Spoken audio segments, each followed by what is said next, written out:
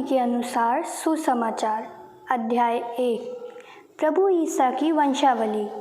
इब्राहिम की संतान, दाऊद के पुत्र ईसा मसीह की वंशावली। इब्राहिम से इसहाक उत्पन्न हुआ, इसहाक से याकूब, याकूब से यूदस और उसके भाई, यूदस और थामर से फारेस और जारा उत्पन्न हुए, फारेस से एसरोम, एसरोम से अराम, अराम से आमीनदाब, आमीनदाब से नासोन, नासोन से सलमोन, सलमोन और राखाब से बोझ, बोझ और रूद से ओबेद, ओबेद से येस्से, येस्से से राजा दाऊद उत्पन्न हुए।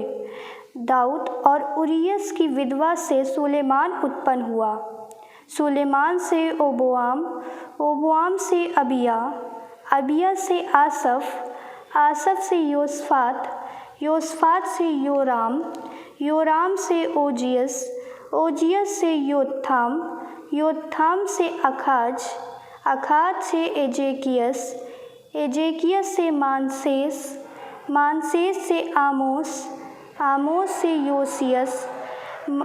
और बाबुल निर्वासन के समय ओसियस से येकोनियस और उसके भाई उत्पन्न हुए।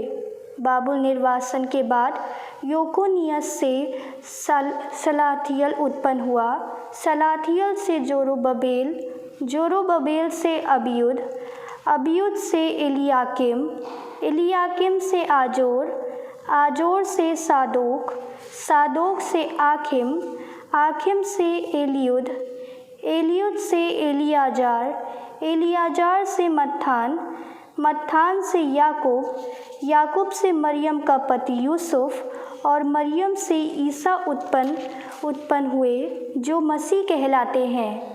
इस प्रकार इब्राहिम से दाऊद तक कुल 14 पीढ़ियाँ हैं। दाऊद से बाबुल निर्वासन तक 14 पीढ़ियाँ और बाबुल निर्वासन से मसीह तक 14 पीढ़ियाँ। प्रभु ईसा का जन्म। ईसा मसीह का जन्म इस प्रकार हुआ। उनकी माता मरियम की मंगनी यूसुफ से हुई थी, परंतु ऐसा हुआ कि उनके एक साथ रहने से पहले ही मरियम पवित्र आत्मा से गर्भवती हो गई।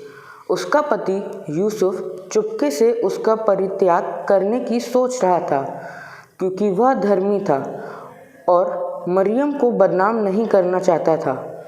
वह इस पर विचार कर ही रहा था कि उसे स्वप्न में प्रभु का दूत यह कहते दिखाई दिया, यूसुफ, दाऊद की संतान, अपनी पत्नी मरियम को अपने यहाँ लाने से नहीं डरो, क्योंकि उनके जो गर्भ है वह पवित्र आत्मा से है। वे पुत्र प्रसव करेंगी और आप उसका नाम ईसा रखेंगे, क्योंकि वे अपने लोगों को उनके पापों से मुक्त करेगा। यह सब इसलिए हुआ कि नबी के मुख से प्रभु ने जो कहा था वह पूरा हो जाए।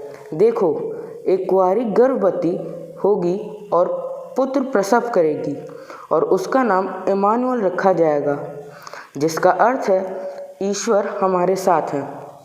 यूसुफ नींद से उठकर प्रभु के दूत की आज्ञा अनुसार अपनी पत्नी को अपने यहाँ ले आया। यूसुफ का उससे तब तक संसर्ग नहीं हुआ जब तक उसने पुत्र प्रसव नहीं किया। यूसुफ ने उसका नाम ईसा रखा। इस पाठ में मुख्यतः 2 केंद्र बिंदु हैं। पहला, प्रभु ईसा की वंशावली एवं दूसरा, प्रभु ईसा का जन्म। हम देखते हैं कि प्रभु मसीह का संसार में आना परमेश्वर की योजना थी। पहले बिंदु द्वारा हम पाते हैं कि मसीह एक ऐसे वंश के उत्तराधिकारी बनते हैं जो आरंभ से ही धार्मिकता की दृष्टि से महान था।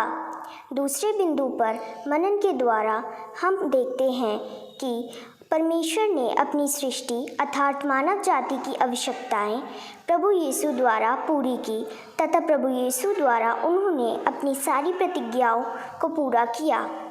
इस प्रकार प्रभु मसीह संसार के पूत बन इस धरा पर आए।